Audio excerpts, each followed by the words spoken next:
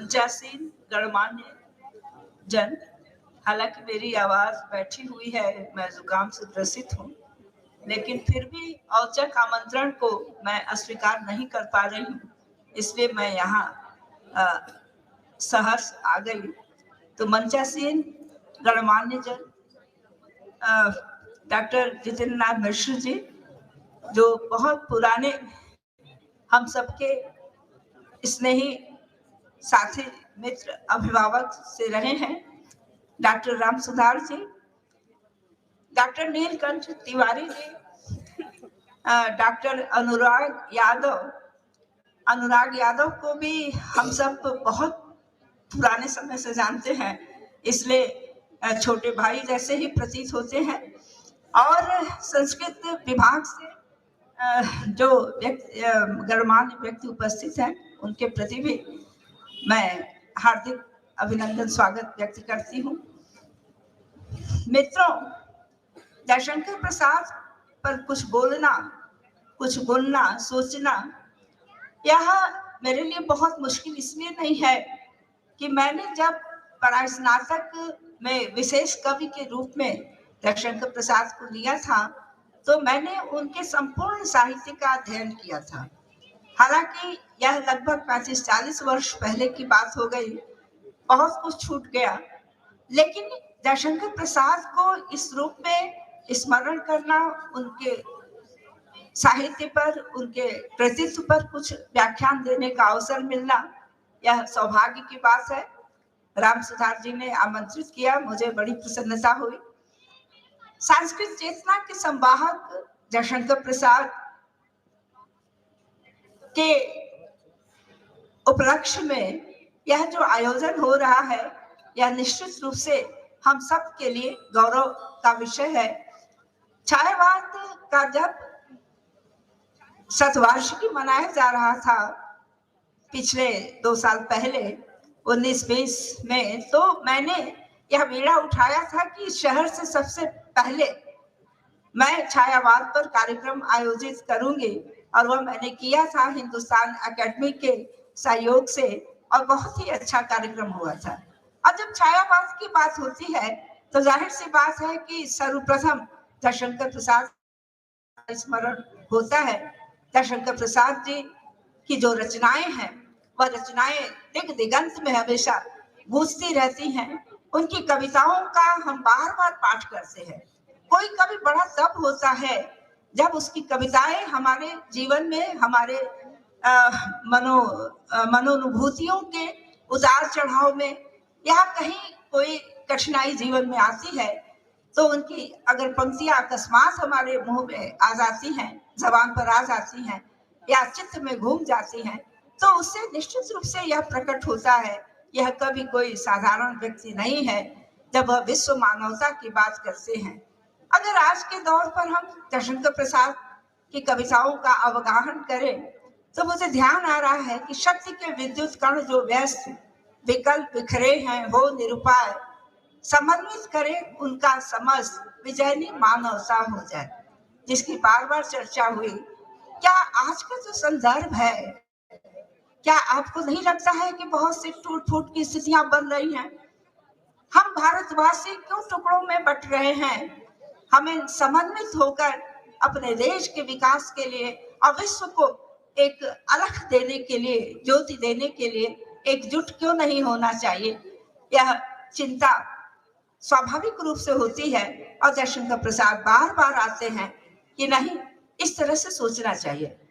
हमारा देश एक तरफ राष्ट्रवाद की गरिमामय स्थितियों को बनाने में संकल्पबद्ध दिखाई दे रहा है, और दूसरी तरफ विश्व मानवता का एक दृष्टांत प्रस्तुत करने की पूरी जद्दोजहद कर रहा है। ऐसे समय में जयशंकर प्रसाद पर यह आयोजन निश्चित रूप से उनके पुनर्पाठ की आवश्यकता को बल देता है। जयशंकर प्रसाद चाहे सौंदर्य चेतना के कवि भले कहे जाए, लेकिन वह सौंदर्य चेतना केवल बाह्य सौंदर्य की चर्चा नहीं है। हमें याद रखना होगा कि जो सौंदर्य होता है, वह आंतरिक सौंदर्य ज्यादा प्रमुख होता है, और यह आंतरिक सौंदर्य प्रसाद की कविताओं में पग पग पर मिलता है। जब हम बाह्य सौंदर्य की चर्चा करते हैं तो वहां जो अंतर्ध्वनियां होती हैं वह आंतरिक सौंदर्य को रेखांकित करती हैं। जब जयशंकर प्रसाद उपमाओं की श्रृंखला पिरोते हैं कामायनी की श्रद्धा सर्ग में, तो मुझे लगता है कि यह आदमी कितना कल्पनाशील है। यह साधारण कभी नहीं हो सकता। एक तरफ जो है अस्ताचल के सूर्य को देख रहे हैं, एक तरफ जो है चंद्रमा को देख रहे हैं जो नील परिधान में जो है, नील परिधान माने नीले घन शावक से घिरा हुआ है। तो ऐसी स्थिति में लगता है कि कल्पनाशील कवि ही कोई अच्छी रचना दे सकता है। या ठीक है कि विज्ञान जो है वह कविता का शत्रु कभी कभी कहा जाता है कि है, क्योंकि विज्ञान तथ्य को प्रस्तुत करता है और कविता जो है वह कल्पनाशीलता को रेखांकित करती है। लेकिन निश्चित रूप से अगर जीवन है तो जीवन में कविता अगर आवश्यक है तो कल्पनाशीलता भी होनी चाहिए। प्रसाद को हम याद करते हैं स्त्री चेतना की दृष्टि से भी। उन्होंने जिस तरह से स्त्री के लिए ध्रुवस्वामी जैसी पुस्तक लिखी उसको बार बार पढ़ना चाहिए। जो आज का दौर है आधुनिकता का, आधुनिकता के दौर में जिस तरह से संबंध बिखर रहे हैं, टूट रहे हैं, उस स्थिति में वह एक स्त्री के पक्ष में खड़े होकर दिखाई देते हैं कि स्त्री का पक्ष क्या है। अगर यह भारतीय संस्कृति की जो है परंपरा ढोल की तरह पीटी जाए कि पति जैसा भी हो वह माथे पर रखने योग्य है, उसका सख्त खिलाफत करते हैं जयशंकर प्रसाद। और ध्रुवस्वामी में उन्होंने यह दिखाने की कोशिश की कि यह जो मान्यता है यह आधुनिकता का तकाजा नहीं है, बल्कि यह हमारी स्मृतियों में भी लिखा हुआ है कि अगर पति योग्य नहीं है, पति के लायक नहीं है, तो उसका बहिष्कार करना सर्वथा उचित है।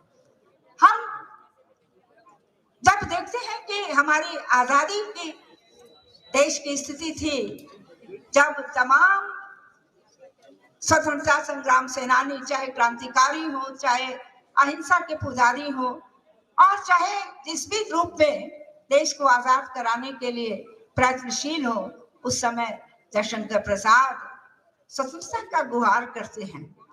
वह हिमाद्रि तुंग श्रृंग से प्रबुद्ध शुद्ध भारती, स्वयं प्रभा समुज्ज्वला स्वतंत्रता पुकारती। उन्होंने ऐतिहासिक उन नाटकों को क्यों लिया कि जहां स्वतंत्रता की बार बार पुकार की जा रही है, इसलिए कि वह समय से कटकर अपनी बात नहीं रखना चाहते थे।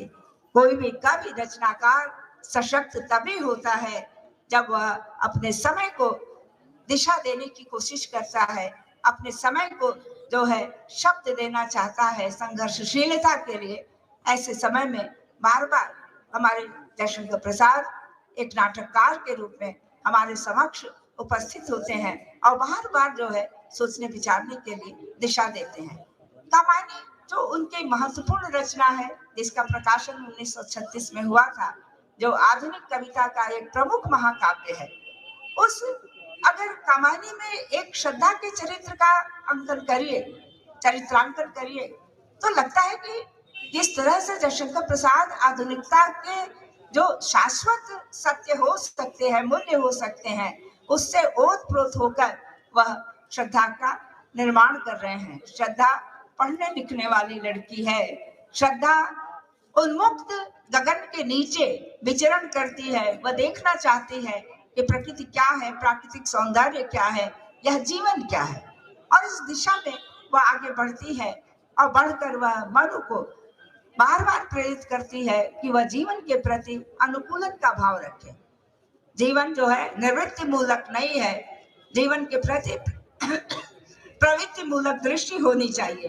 और इस दृष्टि से हमें देखना होगा कि जयशंकर प्रसाद निवृत्ति मूलक जो भारतीय संस्कृति की एक परंपरा रही है कि सन्यासी बनना या जीवन के प्रति नकारात्मक दृष्टिकोण रखना, जयशंकर प्रसाद ने ऐसा कहीं नहीं किया है। वह बार बार जो है हमारी तरफ जो है इस तरह से देखते हैं कि जीवन आनंद का प्रतिरूप है और हमें जो भी सुख दुख मिलता है, सुख दुख की रजनी बीच विकसता सुख का नवल प्रभात, वह यह कहकर कहना चाहते हैं कि ना हमें दुख से घबराना है और न ही सुख से बिल्कुल ओतप्रोत हो जाना है।